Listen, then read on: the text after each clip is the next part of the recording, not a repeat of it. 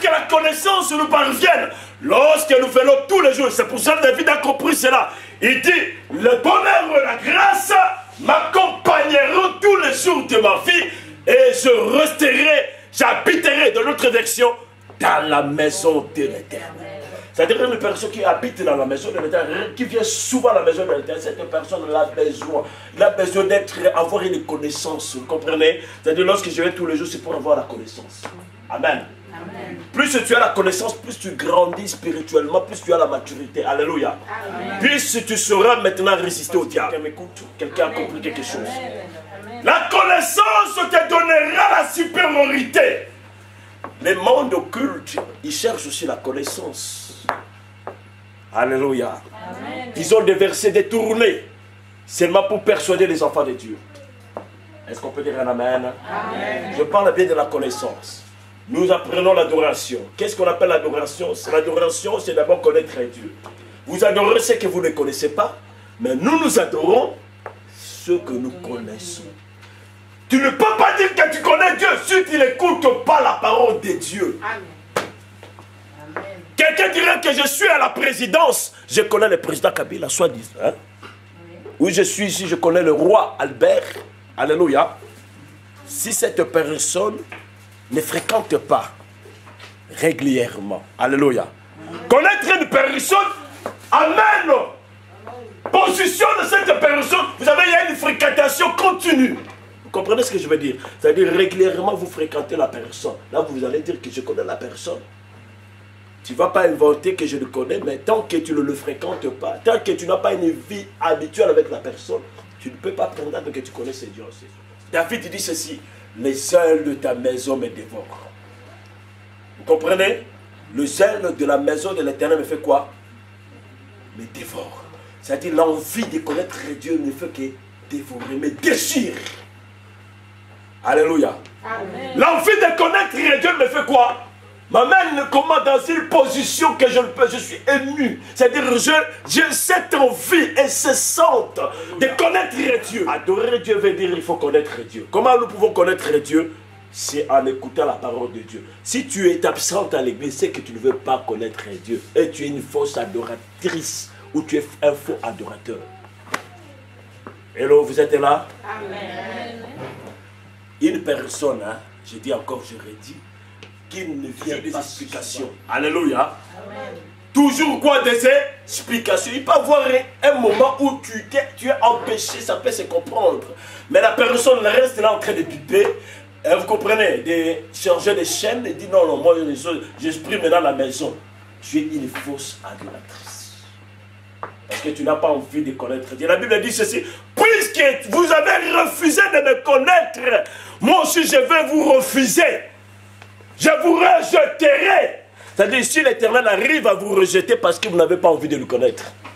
Alléluia. Amen. Vous verrez que cet enfant qui a été toujours près d'un papa, cet enfant-là va connaître beaucoup mieux les choses de son papa. Alléluia. Amen. Parce que papa va commencer à lui dire des choses, même des secrets. Alléluia. Amen. Un enfant qui est beaucoup plus attaché à un papa, à son père, vous verrez que cet enfant va grandir facilement. Alléluia. Va avoir la maturité facilement. Parce qu'il aura chaque fois des choses que son père est en train de lui faire. Lisons chapitre 4 de Matthieu. Évangile selon Matthieu. Nous allons comprendre les rôles de la connaissance. Ça va nous donner la force de résister au diable. La Bible dit résister à lui avec une ferme assurance. Il va fuir. Mais bien aimé, tu ne peux pas commencer à dire des paroles. Vous savez, le diable t'attaque, toi tu es en train de dire des paroles, je ne sais pas qu'est-ce que je veux dire. Tu crois que le diable peut faire quoi? Il ne peut que comprendre si tu as Dieu, si tu as la parole de Dieu avec toi. Alléluia. Amen. Lisons chapitre 4 de l'Évangile. Alléluia. Lisons chapitre 4 de Matthieu. Matthieu chapitre 4. Au premier verset, quelqu'un peut nous faire cette lecture? Matthieu 4. Alors Jésus fut mené par l'Esprit dans le désert pour être tenté par le diable. Après avoir jeûné 40 jours et 40 nuits, il eut faim. Les tentateurs s'étant approchés lui dirent: si tu es le Fils de Dieu, ordonne que ces pierres deviennent de pain. Si tu es le Fils de Dieu, un instant, ordonne que ce pierre devienne quoi? Du pain. Vous savez, c'est étonnant que l'ennemi connaît aussi le verset. Ça ne m'étonne pas parce qu'un jour à la télé, je vis une Bible qu'on a écrit, la Bible satanique. Ils ont aussi des Bibles. Les marabouts, ils ont aussi des Bibles. Vous comprenez? Les gens de mauvaise vie, là, ils ont aussi des Bibles. Pourquoi ils ont des Bibles? Vous allez vous poser des questions. Non, parce qu'ils ont la Bible, parce qu'ils savent contourner cette Bible. Est-ce qu'on peut dire contourner? Si tu es vraiment le Fils de Dieu, tu ordonnes que ce pierre devienne du pain. Qu'est-ce que la parole de Dieu dit? Jésus répond. Il est écrit. Oh, je ne vivrai pas seulement du pain. Que toute parole qui sort de la bouche de l'Éternel. Un instant.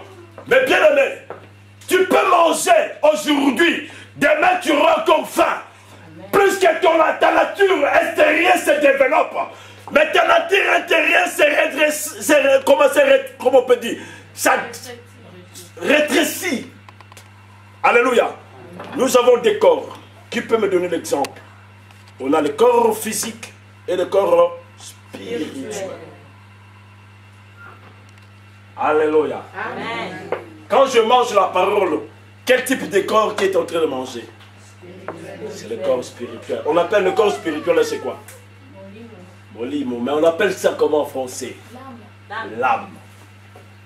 Dieu n'a pas besoin de ton esprit. Parce que c'est l'esprit de l'Éternel. La Bible dit Dieu souffla à l'homme. Celui-ci devient une âme vivante. Un être vivant. C'est-à-dire le souffle que Dieu a soufflé dans l'homme, c'était pour lui donner la faculté d'être vivante. Alléluia, vivant. Amen. Vous comprenez? C'est-à-dire que Dieu a soufflé dans ses narines pour que la personne devienne un être vivant. Alléluia. La raison pour laquelle lorsque la personne décède, Dieu va retirer le souffle dans cette personne. Alléluia. Parce que le souffle appartient à Dieu. Est-ce qu'on peut dire le souffle appartient à Dieu? Le souffle appartient à Dieu. Le souffle ne t'appartient pas. Le souffle appartient à Dieu. Je connais ce verset qui dit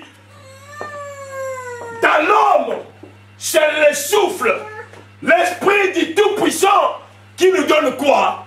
De l'intelligence. Est-ce qu'on peut dire un amen? Amen. C'est Job qui dit ça. Alléluia. C'est dans le livre des Job. Alléluia. Amen. À l'homme, c'est le souffle, l'esprit du Tout-Puissant qui nous fait quoi? De l'intelligence. C'est-à-dire Dieu a soufflé. C'est-à-dire l'esprit là que Dieu nous a donné, enfin le souffle là de vie. Ça permet lorsqu'une personne vit, il peut réfléchir. Il peut avoir de l'intelligence, vous comprenez? Mais lorsque le souffle lui a été retiré, la personne ne sait plus rien. Vous êtes là avec moi? Amen. C'est-à-dire Dieu va retirer. Le souffle appartient à Dieu. Il va retirer le souffle, la personne devient cadavre. Alléluia. Amen. Mais ce qui reste, mon bien-aimé, il y a la partie visible et la partie invisible, que nous appelons le corps physique et le corps spirituel. C'est-à-dire Dieu n'a pas besoin de ta chair. Parce que la chair, s'il n'y a plus la vie, la chair va faire quoi? Va pourrir. Alléluia. Amen. Dieu va retirer l'intérieur de l'homme. Qu'on appelle quoi? L'âme. Alléluia. C'est cette âme-là qui va être devant Dieu. Parce que chaque fois tu pèches, l'âme aussi fait quoi? Pêche. La copie confort. Vous êtes là avec moi? Amen. À chaque fois je marche en désordre, l'âme aussi est en train de marcher en désordre.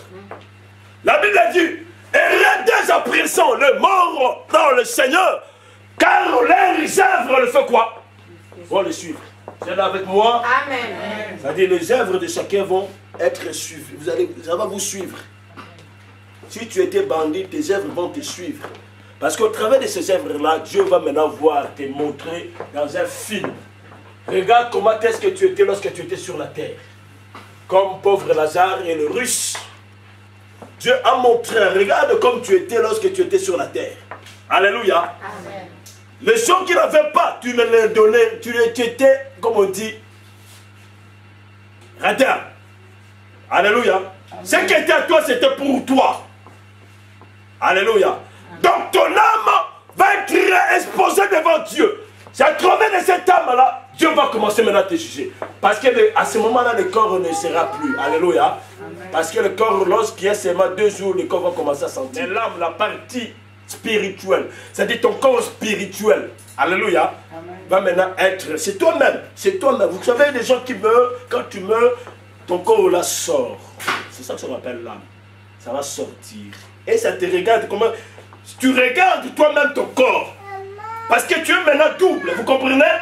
Si vous savez les témoignages, vous allez attendre. C'est-à-dire la personne regarde son corps et dit, mais c'est moi-même. Comment est-ce que je quitte mon corps? Ce sont des choses vraies. C'est la raison pour laquelle il faut aimer Dieu. Est-ce qu'on peut dire je dois aimer Dieu? Dieu n'a pas créé le monde de l'aventure, non. Il y a un début, il y a une fin. Est-ce qu'on peut dire un amen? Amen. Le monde n'est pas une aventure. Les gens qui, aujourd'hui même, allaient voir les témoignages des gens qui sont sortis de mer. Vous savez, moi j'ai trouvé ça, il y avait des gens qui trouvaient ça comme c'était des rencontards, s'il vous plaît. Mais je vis un groupe de nos frères belges, enfin, c'était des gens qui ne croyaient pas, qui ne croient même pas en Dieu, mais qui expliquent cette expérience. Un jour, lorsque j'étais décédé, enfin, il y avait la mort clinique, les médecins ont signé, ils ont décidé que non, la personne est morte cliniquement. J'ai senti dans mon corps, c'est ce genre de gens, des croyants, des personnes qui ne sont même pas des croyants, qui sont en train d'expliquer, j'ai senti que je sors dans mon corps. Alléluia. Amen. Et je regarde mon corps. Et je vois des gens qui plaignent. Oh, tu es mort, nous ne te verrons plus. Mais moi, je le regarde et je suis au milieu d'eux. Vous êtes là avec moi? Ton corps qui sort. L'expérience d'une mort clinique. Et cliniquement, tu es mort. Alléluia. Mais Dieu encore n'a pas encore décidé que si tu peux encore faire quoi? Retourner. Alléluia. Peut-être vous allez me dire, mais le pasteur est en train, s'il est en train de raconter. Je vous dis des choses vraies. Je vous dis des choses, hein? Ce sont des gens qui ont vécu ces expériences. Alléluia. Amen. Si notre soeur, et malheureusement elle est absente, elle va vous dire, elle a vu aussi la même chose. Elle n'est pas là. Elle va vous dire la même chose. Comment est-ce qu'elle a vu son corps se déplacer, monter, sortir d'elle-même, s'est donné la main. C'est moi qui sors là. Vous comprenez? C'est une expérience. Alors Dieu n'a pas besoin de ton corps là, mais Dieu a besoin de ton âme. Parce que le corps, c'est la partie visible. Ton âme, c'est une partie invisible. Mais c'est toi-même. Alléluia. Amen. Alors, le diable amena Jésus-Christ pour qu'il puisse subir la tentation. Alléluia. Amen. Enfin, c'est l'esprit qui l'amena dans le désert. Et le diable a profité de cette occasion pour tenter Jésus-Christ. Alléluia. Amen. Si tu es fils de Dieu, comment est-ce qu'il connaît cette parole? Ordonne ce pain et ce pierre que cela devienne du pain. C'est-à-dire, Christ a dit, oui, je peux bien manger, mais l'important que ce qui est à l'intérieur puisse manger aussi. Vous comprenez? L'homme ne vivra pas seulement du pain, mais de toute parole. C'est-à-dire, je peux manger aujourd'hui, mais demain j'aurai faim. Mais plus je mange dans la chair, je dois aussi de même aussi manger en esprit. Je ne dois pas vivre seulement. La raison pour laquelle la Bible dit malheur à l'homme qui se contente aux choses seulement de la terre. Chercher des choses d'en haut. Alléluia. C'est-à-dire, je dois faire manger mon corps spirituel. Je ne dois pas seulement manger. Vous savez, des gens, quand on leur dit, demain nous allons jeûner. C'est la tristesse totale. C'est-à-dire, tu verras des figures mécontentes. Seulement parce que là, on dit que demain vous allez jeûner. Alléluia. Amen. Depuis que tu as commencé à manger, fais même le dialogue. Comment ça peut voir? Tu étais en Afrique, tu es venu ici. Même si tu n'étais pas ici, tu étais né ici. Depuis ton bas, tu étais petite ou petit. Qu'est-ce que tu n'as pas mangé? Alléluia. Amen. Tu peux même commencer à refuser parce que tu as déjà l'expérience de tous les coups. Est-ce que vous comprenez? Tu as l'expérience de quoi? De tous les goûts. Tu peux même dire à parler aujourd'hui, je ne mange plus rien. Parce que j'ai tout mangé. Alléluia. Amen. Plus tu manges dans la chair, plus aussi je dois manger aussi en esprit. Parce que plus tu ne manges pas l'esprit, ton corps devient comme ça. Et tu deviens une malade spirituelle. Alléluia. Amen. Les démons viendront t'attaquer, tu ne vas plus être résistant. Alléluia. Amen. Vous comprenez? Amen. Les démons viendront t'attaquer, tu ne vas plus être résistant. Lisons chapitre 7 de Matthieu. Nous mettons la main là où nous venons de lire. Matthieu chapitre 7, verset 21-28. Nous lisons partie B. Là où on dit, verset 28, il dit ceci. Chapitre 7, verset 28.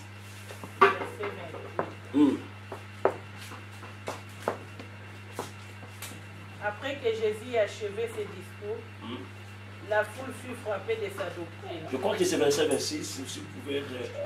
Mais quiconque attend ces paroles... Quiconque attend ces paroles et ne les met pas en ne les met pas en pratique. sera semblable à un Il est semblable. qui a bâti sa maison Vous savez, je crois que les maçons, ils ont cette spécialité. Lorsque cette expérience aussi, lorsqu'ils font leur fondation, je crois que c'est avec de bases solides. Alléluia. Ils vont bien mettre des fondements. Parce que lorsque le vent vient, des vents très forts, puisque ça ne puisse pas basculer la maison qui a été bien, qui a été construite. Alléluia. C'est ainsi. C'est lui qui écoute les paroles de ce livre. Il est comparable à un homme qui a bâti une maison. Et au fond, à bas là-bas, il a mis un bon fondement. Lorsque le vent vient, ça ne peut pas renverser la maison qui a été bâtie. Alléluia. C'est-à-dire la personne qui construit sa vie, avec qui marche en dehors de la parole de Dieu, cette personne-là, lorsque la tentation vient,